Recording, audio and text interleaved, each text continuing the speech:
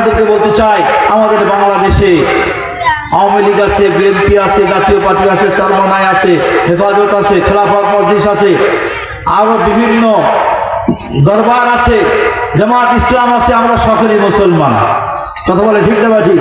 এই জন্য আমি সকল দলকে বলি, আমরা সকলেই কোরআনের পক্ষে আসি, আমরা কোরআনের পক্ষে আসি।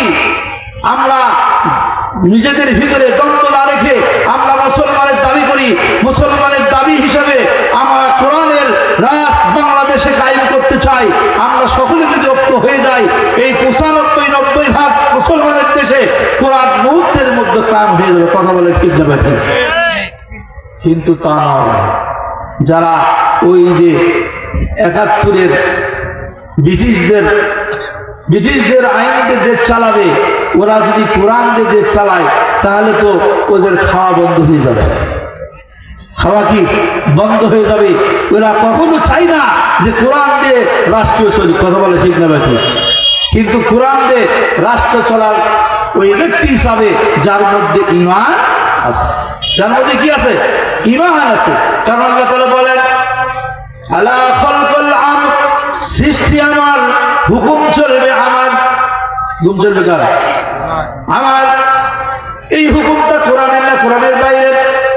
যদি এই কথাকে অস্বীকার করে, কেউ যদি মানতে না চায়, তাহলে বোঝা গেল ওর ঈমান নাই। ওর কি নাই?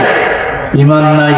সিদ্ধান্ত নিতে হবে, মুসলমান আমার শুধু মাথায় টুপি, মুখে দাড়ি, গায়ে জুব্বা লাগালেই মুসলমান নয়। এ মুসলমান আব্দুল্লাহ উবাই ছিল, আব্দুল্লাহ উবাই মাথায় পাগড়ি ছিল, টুপি ছিল, মুখে দাড়ি ছিল, পা জুব্বা ছিল, কিন্তু উনি চাচ্ছিলেন না মুহাম্মদ কোরআন দিয়ে রাষ্ট্র চালাক।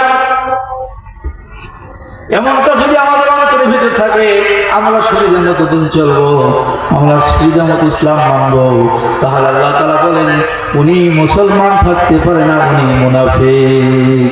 এই মুনাফিকের জন্য আল্লাহ নবীর কাছে যখন আব্দুল্লাহ পৌঁছে গেল, ইয়া রাসূলুল্লাহ, ইয়া হাবিবাল্লাহ, আমার আব্বা আব্দুল্লাহ ইবনে উবাই, আব্দুল্লাহ ইবনে উবাইয়ের ছেলে আব্দুল্লাহ নবীজির কাছে যা বলছে, ইয়া রাসূলুল্লাহ, আমার বাবা আপনার সাথে কাজ করেছে ইসলামের, আপনার কাছে নামাজ পড়েছে, আপনি আমার বাবার জানাজাত যেতে হবে।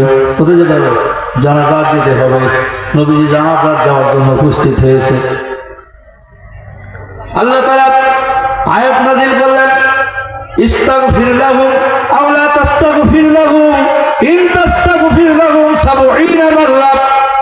হে নবী, আপনি যদি আব্দুল্লাহ ইবনে উবাইয়ের জন্য ১ নয় ২ বার নয় ১০ বার নয় ২০ বার নয় ৩০ বার নয় ৭০ বার যদি আব্দুল্লাহ ইবনে উবাইয়ের জন্য দোয়া করেন, আপনার দোয়া কিন্তু আমি আল্লাহ কবুল করব না।